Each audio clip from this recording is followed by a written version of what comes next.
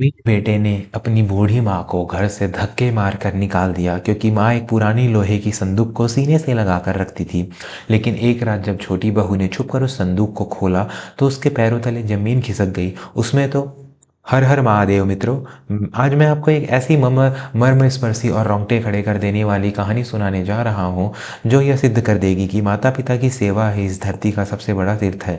मित्रों, अक्सर हम देखते हैं कि कलयुग में संतान संपत्ति के लिए रिश्तों का खून कर देती है, लेकिन ईश्वर का न्याय बड़ा ही विचित्र होता है। यह कहानी है काशीपुर नाम के एक पुराने गांव की, जहां कौशल्या देवी नाम की एक वृद्ध महिला रहती थी। कौशल्या देवी के पति का देहांत बहुत पहले हो चुका था, लेकिन उन्होंने अपने दो बेटों, बड़े बेटे विक्रम और छोटे बेटे गोविंद को बड़े लाड़ प्यार से पाला था। विक्रम जो बड़ा था वह शहर में व्यापार करता था और बहुत धनवान था। उसका विवाह मेनका नाम की स्त्री से हुआ था जो बहुत ही घमंडी और लालची स्वभाव की थी।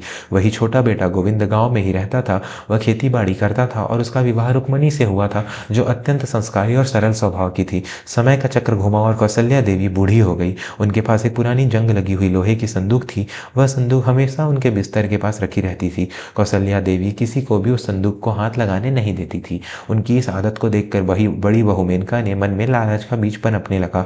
मेनका अक्सर अपने पति विक्रम से कहती, अजी सुनिए, आपकी माँ उस टूटी फूटी संदूक को ऐसे छाती से लगा कर रखती है जैसे उसमें दुनिया भर का खजाना भरा हो। मुझे पक्का यकीन है कि ससुर जी ने मरने से पहले अपनी सारी कमाई और सोने चांदी के सिक्के उसी में छिपाए थे। हमें वो संदूक किसी भी तरह हासिल करनी होगी। विक्रम भी अपनी पत्नी की बातों में आ गया। एक दिन विक्रम और मेनका ने योजना बनाई। उन्होंने कौशल्या देवी से बहुत मीठी मीठी बातें की और उन्हें अपने साथ शहर वाले पक्के मकान में चलने का आग्रह किया। कौशल्या देवी को लगा कि बुढ़ापे में बेटा सेवा करना चाहता है, इसलिए वह अपनी पुरानी संदूक लेकर उनके साथ शहर चली गई।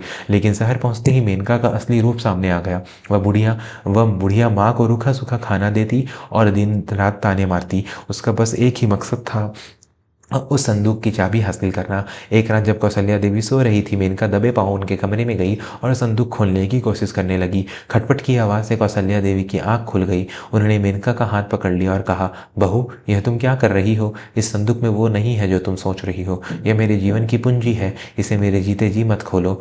मेनका गुस्से से लाल पीली हो गई। उसने चिल्लाकर विक्रम को बुलाया और झूठ बोल दिया, देखो जी, यह बुढ़िया मुझ पर चोरी का इल्जाम लगा रही है। मैं तो बस कमरे की सफाई कर रही थी। अगर यह संदूक इतनी ही कीमती है तो यह इसे लेकर यहाँ से दफा क्यों नहीं हो जाती?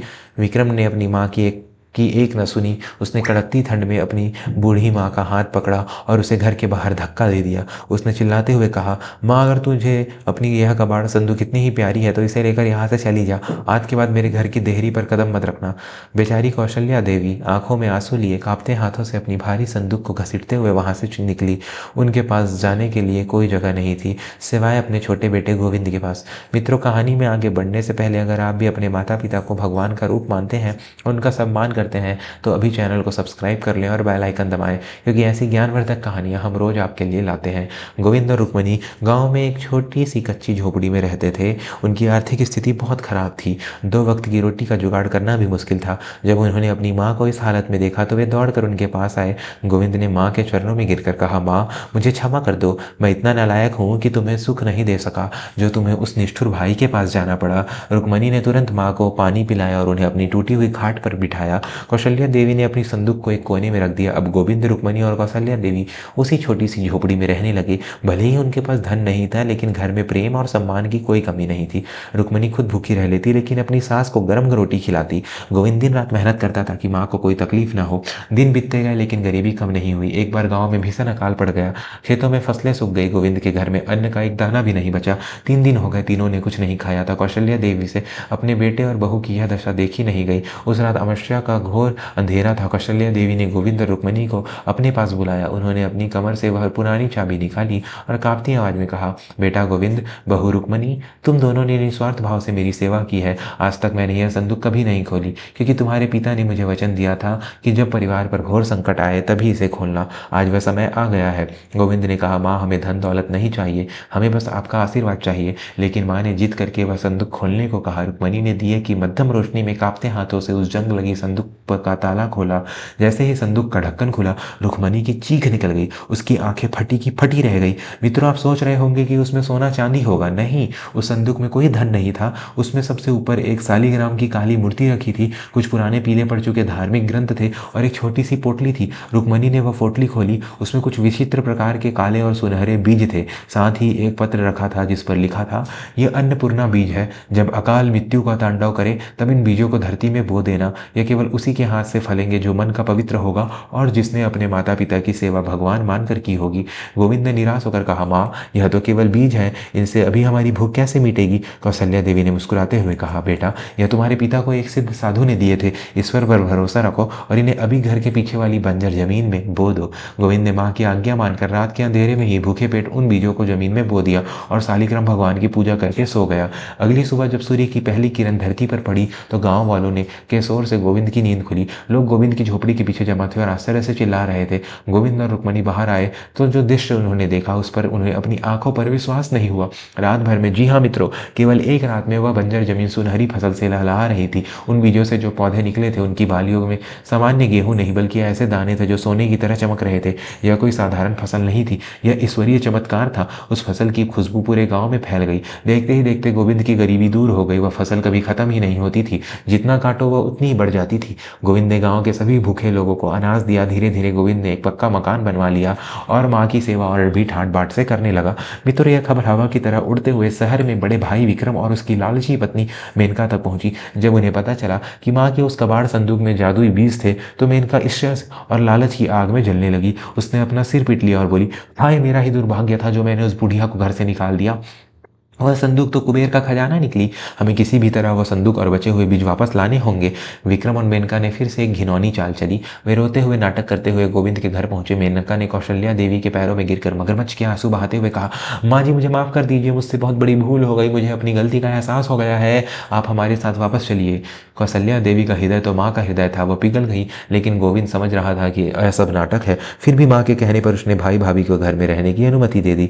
मित्रों, दुष्ट व्यक्ति का स्वभाव कभी नहीं बदलता। रात होते ही जब सब सो गए, मेनका और विक्रम दबे पांव उस कमरे में गए जहां वह संदूक रखी थी। उन्होंने संदूक में से बची हुई बीजों की पोटली चुरा ली और सालिग्राम भगवान की मूर्ति को अपमानित करते हुए एक कोने में फेंक दिया।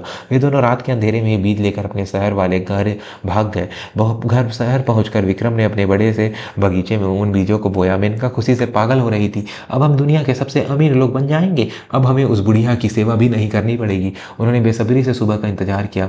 अगली सुबह वे दोनों दौड़कर बगीचे में गए, लेकिन वहां जो उगा था उसे देखकर उनकी रूह कांप गई। वहां कोई सुनहरी फसल नहीं थी, वहां कंटीली झाड़ियां उगाई थी और उन झाड़ियों में अनगिनत काले सांप लिपटे हुए थे। जैसे ही विक्रम आगे बढ़ा, उन कंटीली झाड़ियों से विषैला धुआं निकलने लगा। देखते ही देखते वह धुआं उनके घर की तरफ बढ़ा। उनका आलीशान घर, उनका जमा किया हुआ धन, सब कुछ उस विचित्र आग और धुएं की चपेट में आने लगा। मेनका चिल्लाई, बचाओ बचाओ, लेकिन कोई पड़ोसी मदद के लिए नहीं आया। उनका सब कुछ जलकर राख हो गया। विक्रम और मेनका किसी तरह अपनी जान बचाकर वहां से भागे। वे दोनों फटे हाल जले हुए कपड़ों में वापस गोविंद के गांव पहुंचे। उन्होंने देखा कि गोविंद के घर में सालिग्राम भगवान की पूजा हो रही है और माँ कौशल्या देवी प्रसन्न मुद्रा में बैठी है। विक्रम माँ के चरणों में गिरकर फूट फूट कर रोने लगा। माँ, मुझे माफ कर दे, मेरे लालच ने मेरा सब कुछ भस्म कर दिया। मैं समझ गया माँ, असली खजाना संदूक में नहीं, तेरे चरणों की सेवा में था। वे बीज केवल पवित्र मन और सेवा भाव से ही फलते थे। मेरे पाप ने उन्हें विष बना दिया। कौशल्या देवी ने अपने बेटे को उठाया। गोविंद ने भी अपने भाई को गले लगाया। विक्रम और मेनका का अहंकार पूरी तरह टूट चुका था। अब वे भी गोविंद के साथ उसी घर में रहकर सेवा भाव से जीवन व्यतीत करने लगे।